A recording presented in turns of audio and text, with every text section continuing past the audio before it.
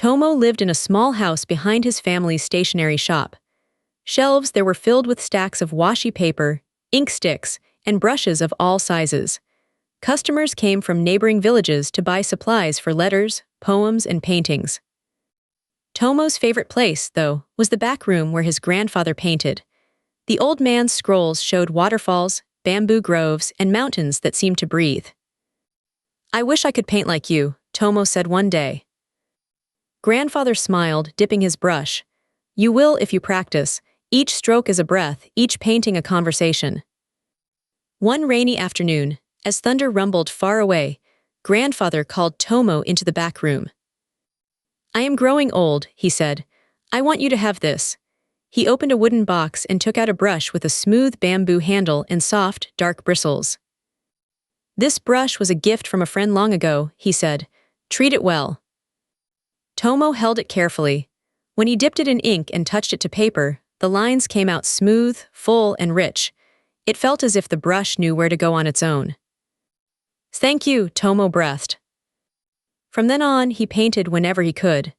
At first, he made simple things, a single bamboo stalk, a small fish, a leaf. But with the new brush, even his mistakes looked almost graceful. Word spread. "Tomo's gotten good," neighbors said. "He uses his grandfather's magic brush." Tomo puffed with pride. He began to paint more quickly, enjoying the way people praised his work. One day, his classmate Riku came by. "Will you paint something for me?" Riku asked. "My mother is ill. I want to hang a peaceful picture in her room." Tomo was tired from a morning of painting for customers. "Maybe later," he said. "I'm working on something important." Riku hesitated. "Please, just a small one, a crane or bamboo." Tomo frowned, annoyed. "You think painting is easy, that I can just make something whenever you want.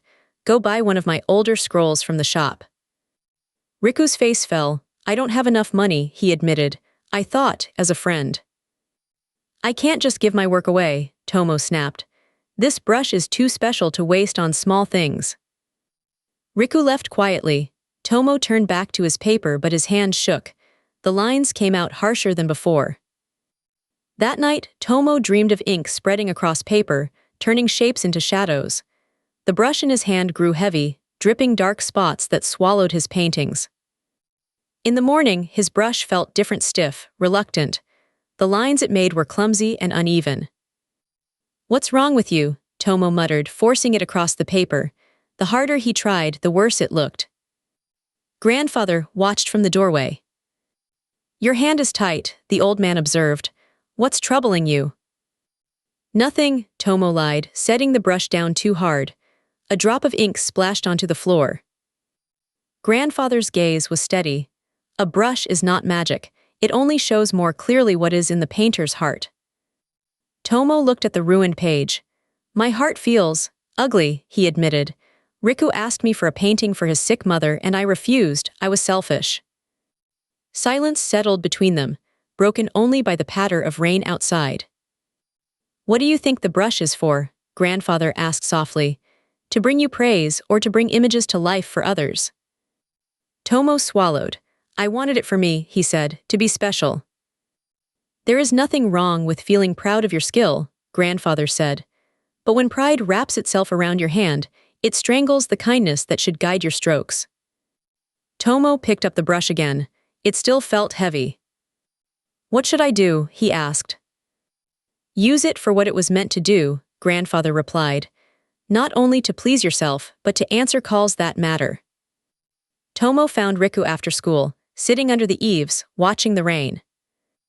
"I was cruel yesterday," Tomo said, bowing slightly. "I thought only about my own importance. If you still want a painting, I will make one." Riku hesitated. "You don't have to."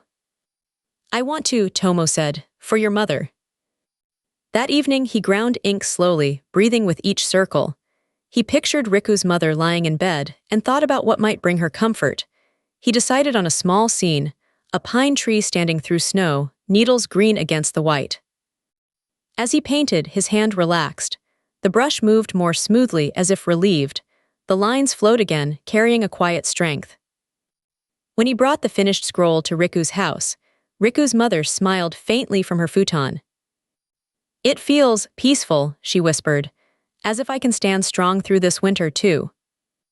On the way home, Tomo's brush felt light in his hand. Grandfather nodded when he saw the calm in Tomo's face. Now the brush knows it can trust you again, he said. Tomo understood. The brush had never had magic of its own. It had only magnified what he chose to place into it. Moral: our talents are not only for our own pride. When we use them to respond to others' needs, they carry a truer, steadier kind of power.